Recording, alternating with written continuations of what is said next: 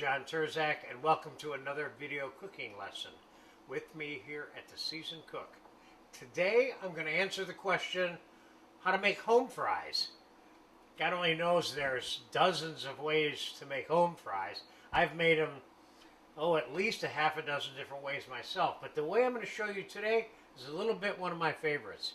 I got about 16 small to medium-sized new red potatoes here. And I have a hot pan, and I have 3 or 4 cups of chicken stock here. We're going to pour the chicken stock right in this pan.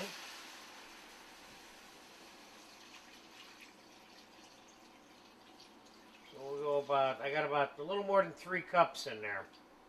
Okay, keep in mind that we're going to be reducing that chicken stock all out of there, all the way down a little later, and browning these potatoes and crushing them right in this pan. So I'm going to put about 4 ounces of butter in there. And although this particular formula that I'm giving you today doesn't require or need bacon fat, or onions, I'm going to kind of show you 2 different ways to make it. One without bacon and onions, and one that's complete and delicious with just butter, parsley, salt, and pepper. So I have bacon fat that I cook the onions in that I'm going to be using for one of these versions today. So I'm going to add that I have to this pan. Get more flavor going on in there. And I have a pound of regular store-bought bacon there. So I'm going to put a little bit of salt and a little bit of pepper, and we're going to cover that up now, and we're going to let this simmer until the potatoes are 3/4 of the way cooked. And then after they're 3/4 of the way cooked, we're going to take the lid off, and we're going to reduce the stock, and that'll complete the cooking process on the potatoes.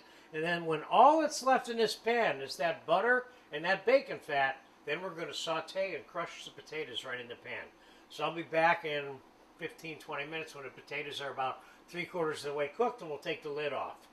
These potatoes have been boiling for about 15 minutes. I just tested them, and if you can see here, they're 3/4 of the way. Some of the smaller ones are cooked more than that. But now I'm taking the cover off, and we're going to reduce all the chicken stock out. And if at any point during this cooking time I think that any of these potatoes are done, I'm going to pull them out. So that's what I'm going to do with a couple of these small ones right now, because we don't want to kill them.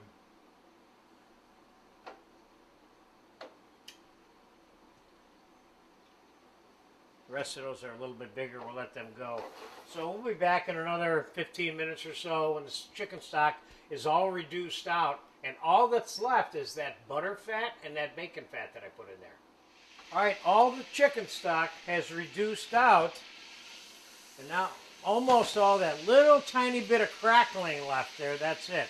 And I pulled the potatoes out intermittently as they were done enough from my point of view. And now I'm going to put them all back in this pot.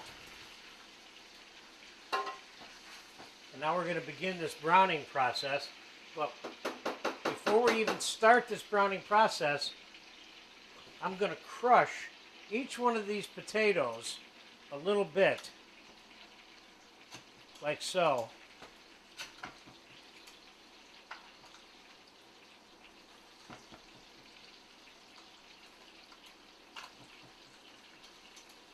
So there's no master plan in terms of the shapes, but you want chunks of potato when it's all said and done. Could you move that pan over to the table?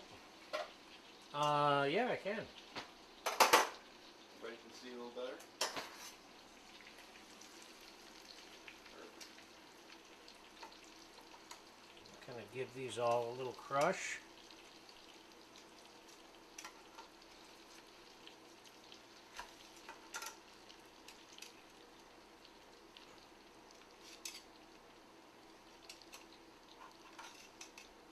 breaking up some of the big ones, a little more than the little ones.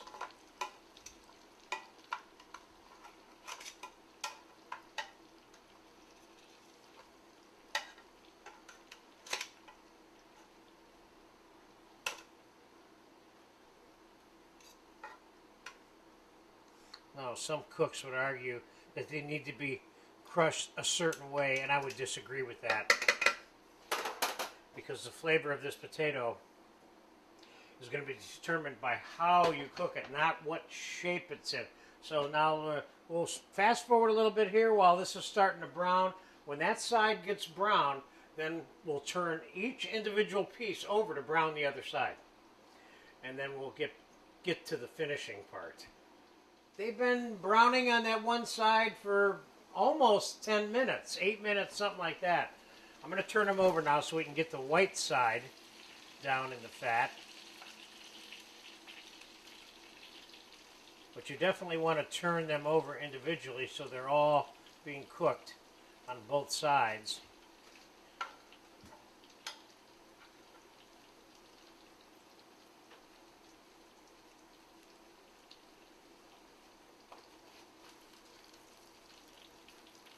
These are starting to look like home fries.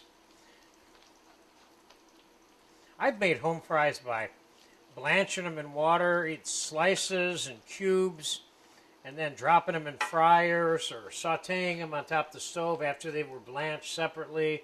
I've made them a bunch of different ways. And of course, you could certainly be adding little dried rosemary or fresh herbs to this mixture anywhere along the way. Okay, let's get this back on the stove to brown the other side there for about 10 minutes or so. We'll be back in a few minutes when they start to get a little bit browner, and then we'll talk about a couple of different ways that you can finish them. These are going to be good. Okay, we have about another 8-9 minutes of sauteing the potatoes, and they look pretty good. I think we can finish them off, and of course, if you like your potatoes a little browner, then just brown them some more. Now, I could take these and put them directly on a plate, but what I'm going to do here is I'm going to transfer them to a mixing bowl.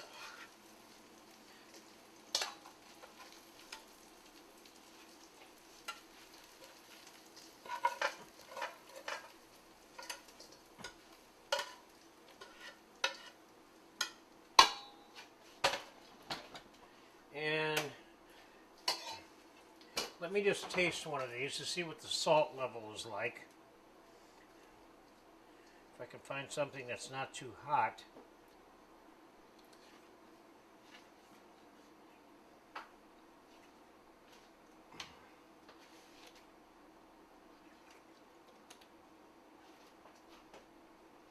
These need a little bit of salt, not much, and they need a little bit more pepper. And I'm going to put some chopped parsley in there, just for fun. So that is a good basic formula for the home fries right there without doing anything else to it. Could you put a little more melted butter on it or something? You probably could. But what I'm going to do here is I'm going to add a little bit of bacon now to this. I'm adding about, I don't know, about half to 3/4 of a pound of cooked store-bought bacon. And then I have some sliced onions that I cooked in that bacon fat with a little bit of thyme and salt and pepper. I'm going to just throw a little bit of that in there, like a half of an onion or so. Because I don't want this to be about onions and bacon. I want this to be about the potatoes. These look good. Let's go a little more parsley in there. Nice, nice, nice, nice. Let's get these on a plate so we can take a good look at them. Make no mistake, we will definitely be eating good this morning with these. Now, the other thing about this particular recipe, particularly with the bacon and onion, is home fries are traditionally thought of or used as a breakfast potato accompaniment in general. This particular version right here, especially with the bacon and onion, you can use this as your regular potato starch with your dinner or lunch. It doesn't have to be limited to breakfast. And again, flavor this any way you want. You can put curry powder in here. You could have put saffron in the chicken stock and blah, blah, blah, blah. It goes on and on how you flavor it. But this basic chicken stock, bacon fat, butter, salt, pepper, parsley is great on its own. A little bacon and onion added puts it over the top for me. So there you have it. One version of home fries.